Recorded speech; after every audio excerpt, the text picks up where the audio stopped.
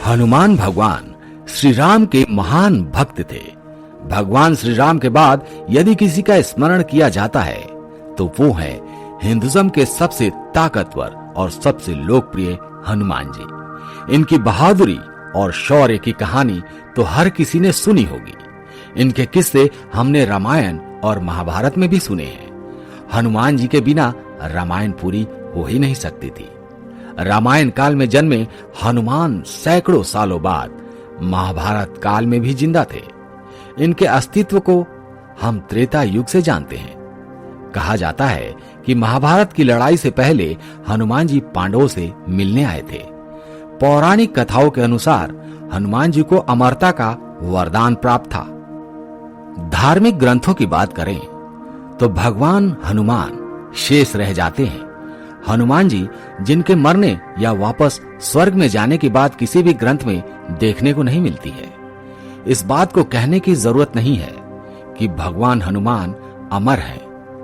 कुछ महान लोगों ने उनके दर्शन करने की बात भी कही है, जिसमें ऋषि माधवाचार्य, तुलसीदास, स्वामी रामदास और राघवेंद्र स्वामी जैसे महापुरुष शामिल हैं। हनुमान जी को मानने वाले लोग कहते हैं कि हनुमान जी हर उस जगह पर मौजूद हैं जहां उनके भक्त उन्हें बुलाते हैं, उन्हें याद करते हैं, और हनुमान जी हर उस जगह आ जाते हैं जहां उन्हें सच्चे दिल से पुकारा जाता है। वहीं दुनिया भर में कई ऐसी जगहें हैं जहां पर ऐसे पैरों के निशान बने हुए हैं जिन्हें देखकर पता चलता है कि कोई ऐसा जीव मौजूद है जो आकार में बेहद विशाल है। दुनिया भर के कई अलग अलग देशों में इस तरह के विशालकाय पैरों के निशान काफी संख्या में पाए गए हैं। वैज्ञानिकों का यह दावा है कि ये निशान किसी ऐसे जीव का है जिसका शरीर काफी विशाल रहा होगा। अमेरिका में कई लोगों ने काफी बार एक विशालकाय जीव को घूमते देखने की बात कही है। ऐसा माना जाता है कि अमेरिका की माया सभ्यता भी एक मोंकी नामक भगवान की पूजा करती थी। इसके अलावा चीन की दंत कथा में भी एक मोंकी किंग का जिक्र मिलता है, जो बहुत हद तक हमारे हनुमान जी से मिलते जुलते हैं। और ये सारे सबूत यही इशारा करते हैं कि हमारे हनुमान जी आज भी हमारी धरती पर मौजूद हैं। इस बात का प्रमाण हमें श्रीलंका में रह रहे आदिवासी कबीले से मिलता है।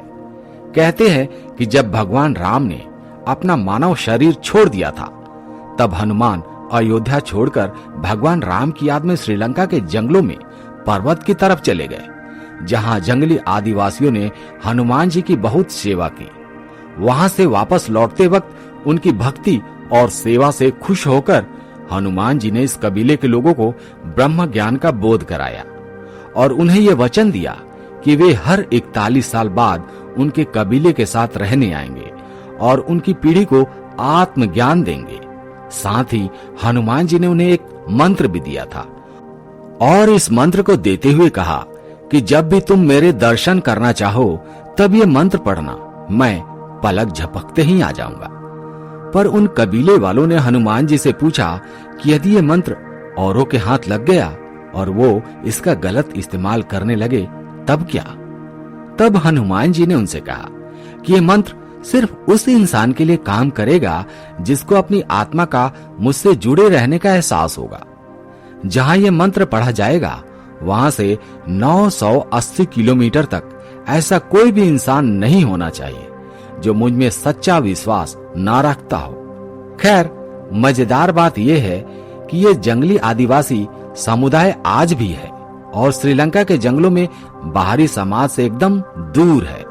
इनका रहन सहन और पहनावा और भाषा भी प्रचलित भाषा से एकदम अलग है। सेतु संगठन के अनुसार इस कबीलाई या आदिवासी समूह को मातंग लोगों का समाज कहा जाता है। इस समुदाय पर लोगों का ध्यान तब गया जब सेतु नामक एक आध्यात्मिक संगठन ने इस आदिवासी समुदाय की कुछ अजीब गतिविधियों को नोटिस किया। इस संगठन ने उनको और अच्छी तरह से जानने के लिए जंगली जीवन शैली अपनाई और इनके संपर्क आना शुरू किया। संपर्क साधने के बाद उन समूह से उन्हें जो जानकारी मिली उसे वे जानकर हैरान रह गए। दरअसल ये अजीब गतिविधियां एक पूजा का हिस्सा थी जो हर 41 साल में हनुमान जी के आने पर की जाती थी। और ये लोग इस अजीब एक्टिविटी को इसलिए करते थे क्योंकि हनुमान जी उस समय उनके साथ थे। सिर्फ कबीले वाले लोग उनको देख सकते थे। सेतु के अनुसार इन आदिवासियों के मुखिया बाबा मातंग ने हनुमान जी के द्वारा उस प्रवास के दौरान किए गए हर कार्य और उनके द्वारा बोले गए प्रत्येक शब्द का एक एक मिनट का विवरण अपनी एक पुस्तिका अनुपस्तिका में नोट किया है। अनुपस्तिका के अनुसार हनुमान जी 27 मई 2014 में कबीले वाले को आत्मज्ञान देकर वहां से चले गए और इसके बाद अब वे 41 साल बाद यानी कि 2055 में आएंगे। ये पुस्तिका अब सेतु एशिया नाम के एक धार्मिक संगठन के पास है और वो लोग इस पुस्तक को पर्वत की तलहटी में स्थित अपने आश्रम में ये समझकर इसका आधुनिक भाषाओं में अनुवाद करने में जुटे हुए हैं ताकि हनुमान जी के चिरंजीवी होने के रहस्य को जाना जा सके। लेकिन इन आदिवासियों की भाषा पेचीदा और हनुमान जी की लीलाएं उससे भी पेचीदा होने के कारण इस पुस्तिका को समझने में काफी समय लग रहा है। दोस्तों, आज के एपिसोड में बस इतना ही।